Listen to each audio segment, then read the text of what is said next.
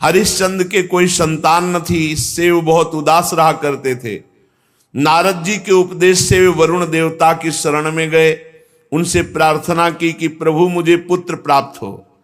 महाराज मेरे वीर पुत्र होगा तो मैं उसी से आपका यजन करूंगा। वरुण देवता ने कहा ठीक है।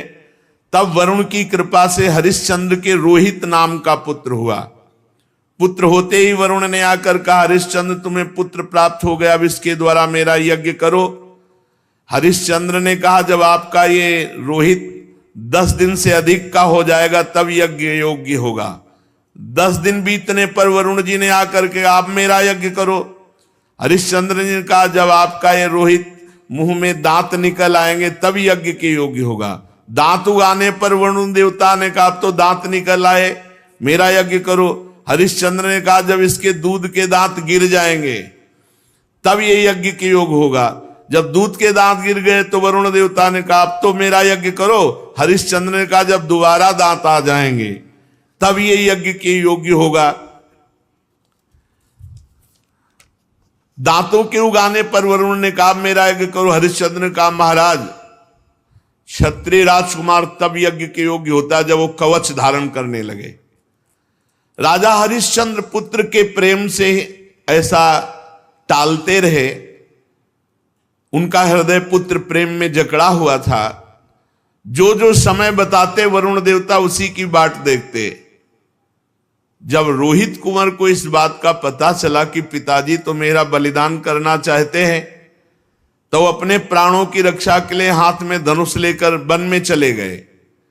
कुछ दिन के बाद उन्हें मालूम हुआ कि वरुण देवता ने रुष्ट होकर मेरे पिताजी पर आक्रमण किया है, जिसके कारण वे महोदर रोग से पीड़ित हो रहे। तब रोहित अपने नगर की ओर चल पड़ा, परंतु इंद्र ने आकर उसे रोक दिया। कहा बेटा रोहित यज्ञ पशु बनकर मरने की अपेक्षा है पवित्र तीर्थ और क्षेत्रों का सेवन करते हुए पृथ्वी में विचरण करना। इंद्र की बात मानकर वो 1 वर्ष तक और वन में ही रहे। इस प्रकार दूसरे, तीसरे, चौथे और 5वें वर्ष जहां जाने का विचार करते तो इंद्र देवता कोई न कोई रूप रख कर आते और उसे रोक देते। 6 वर्ष तक रोहित वन में ही रहे। 7वें वर्ष जब वो अपने नगर को लौटने लगे तो उसने अजीगर्त से उनके मंझले पुत्र शुनासेप को मोल ले लिया और उसे यज्ञ पशु बनाने के लिए अपने पिता को सौंपकर उनके चरणों में नमस्कार किया। तब परम यशस्वी श्रेष्ठ चरित्र वाले राजा हरिश्चंद्र ने महोदर रोग से छूटकर पुरुषमेध यज्ञ के द्वारा वरुण आदि देवताओं का यजन किया। उस यज्ञ में विश्वामित्र जी होता हुए, परम संयमी जमदग्नि जी ने अध्वर्यु का काम किया, वशिष्ठ जी ब्रह्मा बने, अयास्य मुनि सामगान करने वाले उद्गाता बने। उस समय इंद्र ने प्रसन्न होकर हरिश्चंद्र को एक सोने का रथ दिया। आगे चलकर मैं शुनासेप का महात्मा वर्णन करूंगा। हरिश्चंद्र को अपनी पत्नी के साथ सत्य में दृढ़ता पूर्वक स्थित देकर विश्वामित्र जी बहुत प्रसन्न हुए। विश्वामित्र जी ने बड़ी कठोर परीक्षा ली हरिश्चंद्र जी की। एक दिन महाराज हरिश्चंद्र जी अपने राज्य के वन में भ्रमण कर रहे थे तो आवाज आई कुछ स्त्रियों की, रक्षा करो, रक्षा करो। महाराज हरिश्चंद्र ने विचार किया कि हमारे राज्य में कोई बेविचारी तो है नहीं जो ऐसा कर सके। उनके राज्य में कोई ऐसा नहीं था। बहुत कठोर शासन हरिश्चंद्र जी का। ये अयोध्या के चक्रवर्ती सम्राट थे, धर्मात्मा, प्रजापालक, दानवीर, भगवत भक्त और धर्मनिष्ठा का ऐसा प्रभाव कि इनके राज्य में कोई किसी माता बहन की तरफ गंदी दृष्टि से भी नहीं देख सकता था। इसीलिए उनके राज्य में किसी की अकाल मृत्यु नहीं होती, किसी को रोग नहीं होता। पूर्ववासियों में बड़ी धर्म की रुचि थी। तो जब एक दिन जंगल में शिकार खेलने गए तो वहां कुछ स्त्रियां पुकार रही थी और कह रही थी हमें बचाओ, हमें बचाओ। राजा ने शिकार खेलना छोड़कर उनके समीप गए और कहा डरो मत, हमारे राज्य में ऐसा दुष्ट बुद्धि वाला तो कोई है ही नहीं जो इस अन्याय करके किसी स्त्री को ऐसे, डरो मत। तो शांत हो गई। पास में देखा विश्वामित्र जी खड़े थे और वो स्त्रियां और कोई नहीं थी, विद्याएं थी। जो अपने तपोबल से समस्त विद्याओं को अधीन विश्वामित्र जी कर रहे थे। मूर्तिमती विद्या स्त्री होकर क्रंदन कर रही थी और विश्वामित्र जी उन्हें अधीन कर रहे थे। जब उन्होंने कहा ऐसा कोई दुष्ट बुद्धि वाला हमारे राज्य में है ही नहीं, कौन है जो तुम्हें सता रहा है? तो विश्वामित्र जी ने कहा सता तो हम रहे, तो दुष्ट बुद्धि के हम हुए। और भारी क्रोध आ गया। जो ही क्रोध आया सो तप में क्रोध आना हानि का विषय, विद्याएं सब अंतर ध्यान हो गई। विश्वामित्र जी ने कहा इतना तप करने के बाद मैंने अपने क्रोध को संभाला था और विद्याओं को अधीन किया, तुमने मुक्त करा दिया, तुम बड़े दयालु हो। गुस्सा में कहा। हरिश्चंद्र जी ने हाथ जोड़कर विनय पूर्वक कहा, मुनि मैं राज्य धर्म का पालन कर रहा हूं। राजा का कर्तव्य है, यदि कोई अनाथ कोई शरणागत किसी भी तरह सताया जाता है तो उसकी रक्षा करना कर्तव्य है। अच्छा तो फिर मेरी भी रक्षा करो, मेरी इच्छा अनुसार दान करो। राजा ने कहा आदेश कीजिए। तो उनका इस समय तुम्हारे पास क्या है? घोड़ा, खजाने की चाबी, दो। दान ले लिया और कहा दक्षिणा में हमें प्रचुर स्वर्ण चाहिए। कहा दिया, ठीक, चलो दक्षिणा दो। तो उनका खजाने तो पहुंचे। बोले मिथ्यावादी, जब खजाने की चाबी दे दी तो खजाना तेरा कैसे? हाँ ये बात तो है। और घोड़ा दे दिया तो जहां तक घोड़े की टाप गई सारा राज्य मेरा। बहुत दानी बनता है, बहुत उदार बनता है, विद्याओं की रक्षा करेगा तू, अब दे। तो उनका महाराज चिंता मत करो, हमारे राज्य में तो हमको कोई खरीदेगा नहीं और वो राज्य अब आपका हो चुका है। इसलिए राजा ने विचार किया कि सभी शास्त्र पुराण कहते हैं काशीपुरी भगवान शंकर के त्रिशूल पर बसी है और उसके अधिपति देवाधिदेव महादेव हैं। अतः वो परम दिव्यपुरी में चल करके अपने आप को बेचना चाहिए और जो बेचने से स्वर्ण मिले वो दक्षिणा में देना चाहिए। जो अभी चक्रवर्ती सम्राट थे, विश्वामित्र जी ने नंगे पैर निकाला राज्य से और जाओ बिको और दक्षिणा दो। अब परम सुकुमारी रानी सेव्या, पुत्र रोहित काशी को चल पड़े। मार्ग में मुनि ने एक माया रची कि राजा रानी और रोहित तीनों को अत्यंत प्यास लगी। बहुत सुंदर जल की, मीठे जल की सृष्टि की और आप बैठ गए ब्राह्मण के वेश में और कहा आओ पानी पी लो। बहुत आग्रह किया। राजा ने कहा मैंने मुनि को दान दिया है, दान की पूर्णता दक्षिणा से होती, जब तक दक्षिणा नहीं दे लूंगा पानी नहीं पीऊंगा। ऐसा कह के राजा आगे बढ़ गए। ब्राह्मण ने रानी और रोहित कुंवर से भी कहा कि जल पी लो। उन्होंने कहा नहीं, हम धर्मात्मा राजा की संतान हैं, हम उनकी पत्नी हैं, जब तक राजा अपनी दक्षिणा नहीं दे देते तब तक हम पानी नहीं पिएंगे। ब्राह्मण ने कहा झूठ, राजा तो जल पी गए, तुम लोग क्यों जल नहीं पियोगे? तो उन्होंने कहा कि वो परम स्वतंत्र हैं, वो पी सकते हैं, लेकिन जब तक वो मुझे आदेश नहीं करेंगे मैं नहीं पीऊंगा। और झूठ बोला था कि वो पी गए। विश्वामित्र जी ने परीक्षा ली थी, बड़े प्रसन्न हुए और कहा जाओ जिस कार्य के लिए जा रहे हो। 1 महीने की अवधि मांगी थी, 1 दिन शेष रह गया। अब यहां अयोध्या से काशी पैदल चल के जाना। विश्वामित्र जी ने कहा कि अगर तुमने हमारी दक्षिणा नहीं दी और समय पूरा हो गया तो मैं तुम्हें शाप दे दूंगा। आज का अंतिम दिन है। हरिश्चंद्र ने मुनि को प्रणाम किया और कहा अभी आधा दिन शेष है, अभी आप कुछ मत बोलिएगा, प्रयास करते हैं कोई मुझे खरीद ले। आपने इतने दिन प्रतीक्षा की और कर लीजिए, आधा दिन की ही तो बात है। मुनि अंतर्धान हो गए। राजा ने अपने बेचने का निश्चय करके पुकारा। साध्वी रानी ने कहा, महाराज अगर आप बिक जाएंगे तो मैं और पुत्र। तो उन्होंने कहा, देखो धर्म के लिए सब कुछ बलिदान है। अगर पूरी दक्षिणा नहीं पड़ी तो आपको भी बेच दूंगा, पुत्र को भी बेच दूंगा, अपने आप को बेच दूंगा। पति की ऐसी अवस्था देख करके रानी बहुत अंदर से विकल हुई। उधर विश्वामित्र जी की कड़ी चेतावना, तो चित्त में दुख है और गदगद कंठ से पुकार, कोई मुझे खरीद ले। तो एक वृद्ध ब्राह्मणी के वेश में 500 स्वर्ण मुद्राएं देकर के रानी को खरीदा। रानी ने उस ब्राह्मणी से प्रार्थना की कि यथाशक्ति मैं घर की पूरी सेवा करूंगी, कभी इंकार नहीं करूंगी। मेरी 3 बातें आपको माननी होंगी।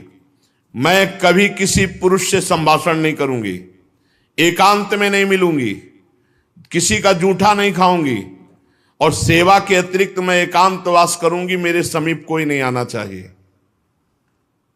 स्वीकार कर लिया। अब राजा के सामने ही रानी बिक गई। अब पुत्र को अंचल पकड़कर मां के संग जाते देख करके पहले तो बहुत हटाया, जब नहीं हटा तब कुछ स्वर्ण मुद्राएं देकर पुत्र को भी साथ में खरीद लिया। राजा अत्यंत दुख से व्यथित कि कहां राजकुमार और महारानी कैसे रहती थी, आज बिक करके सेवा में। विश्वामित्र जी याद हमके राजा ने प्राप्त धन कि हमने पुत्र और पत्नी बेच दिया, ये लीजिए। तो उनका शेष पूरा कौन करेगा? कहा, महाराज अभी मैं हूं ना, मैं अपने को आवाज लगाता हूं, कोई ना कोई मिल ही जाएगा। तो उसी समय चांडाल खरीदने के लिए उपस्थित हुआ। विश्वामित्र जी की पूरी दक्षिणा दी। जब राजा को पता चला खरीदने वाला मेरे को चांडाल है, तो उन्होंने कहा, विश्वामित्र जी आपकी शाप की अग्नि से जलकर मरना ठीक है, लेकिन इस चांडाल की अधीनता मैं स्वीकार नहीं कर सकता। विश्वामित्र जी, समय खत्म हो रहा है, मुझे दक्षिणा चाहिए थी, वो मिल गई, अब तुमको चांडाल के अधीन होकर रहना पड़ेगा। अब तो उसकी इच्छानुसार बनकर के दास सेवा करनी होगी।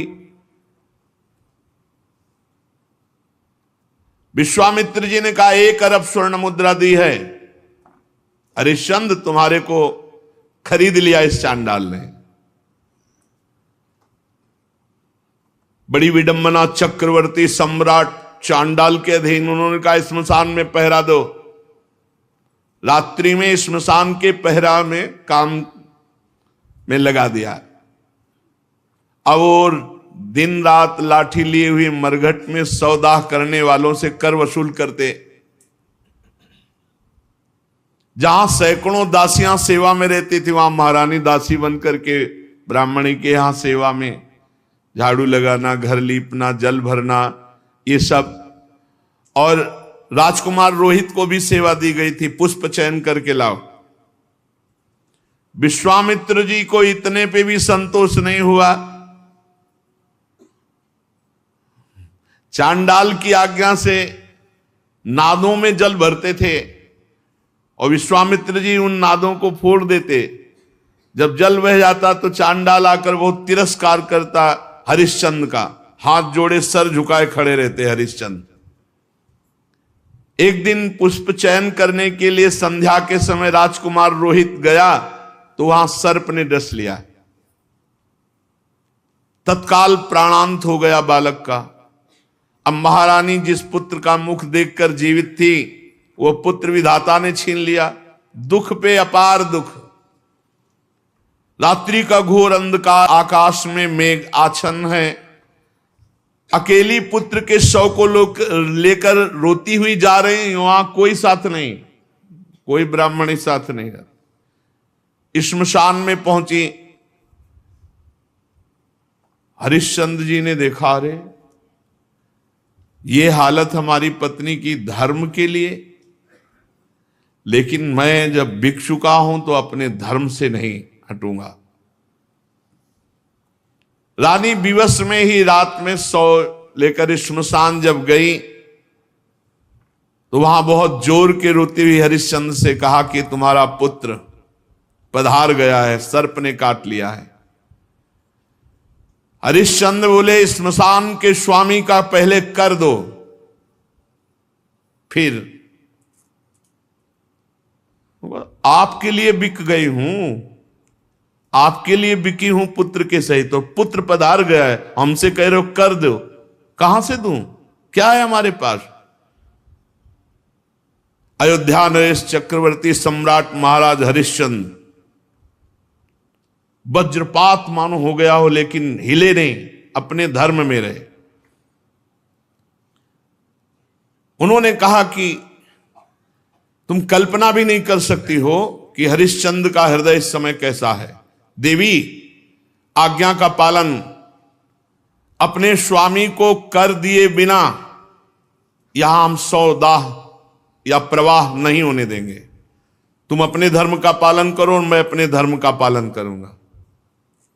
देखो, तुम तनिक भी डिगना नहीं, भारी से भारी संकट आने पर भी तुम अपने धर्म में स्थित रहना, धर्म तुम्हारी रक्षा कर लेगा। सौ ढकने के लिए कोई वस्त्र तो था नहीं, तो अपने जो शरीर में वस्त्र था उसके पहला ही टुकड़ा करके लपेट कर लाई थी। पतिव्रता ने दूसरा उसी कपड़े का जैसा हिस्सा फाड़ा और कहा कि ये कर के रूप में ले लो। जे ही उन्होंने लिया तो विश्वामित्र जी प्रकट हुए और कहा आपने वो करके दिखाया। कोई मैं एक महात्मा के वचनों का पालन करने के लिए या धर्म के पालन के लिए इस तरह अपने जीवन को, राज्य को, परिवार को, उसी समय जो चांडाल ने खरीदा था वो प्रकट हुए और कहा जानते हो मैं मूर्तिमान धर्म हूं, तुम्हें दास कौन बना सकता है। जो धर्मात्मा पुरुष है उसको किसी की त्रिभुवन में ताकत नहीं कि उसे दास बना सके। साक्षात धर्म ने ही चांडाल रूप होकर के खरीदा था। साक्षात अंबा अन्नपूर्णा ने ही, जो ब्राह्मण के वेश में थी, वो कुंवर को और रानी को खरीदा था। देवराज इंद्र ने अमृत की वर्षा की, रोहित कुंवर जीवित हो गए। विश्वामित्र जी ने कहा ये अपनी चाबी पकड़ो और ये लगाम घोड़े की, जाओ तुम्हारी जय हो, तुम माया पर विजय प्राप्त कर चुके हो। देवराज ने कहा कि अब तुम्हें मृत्युलोक का राज्य करने की जरूरत नहीं, सशरीर स्वर्ग की यात्रा करो। हरिश्चंद्र ने कहा नहीं, मर्यादा है, धर्म कहता है तो पहले यहां हम तप के द्वारा शरीर छोड़ेंगे, फिर जो भगवान गति देंगे। तो अयोध्या में पुनः महाराज हरिश्चंद्र जी आए। प्रजा जय जयकार करती हुई बहुत सुख में निमग्न हुई। सत्यात् परो धर्मः, सत्य से बढ़कर कोई परम धर्म नहीं। और जो धर्म का पालन करने के लिए कष्ट सहता है उसकी सदैव विजय होती है। ऐसे महाराज त्रिशंकु के पुत्र हरिश्चंद्र जी थे, जिनका यश सत्य के लिए विस्तार को प्राप्त हुआ। शेष चर्चा आगे। श्री राधा वल्लभ लाल की।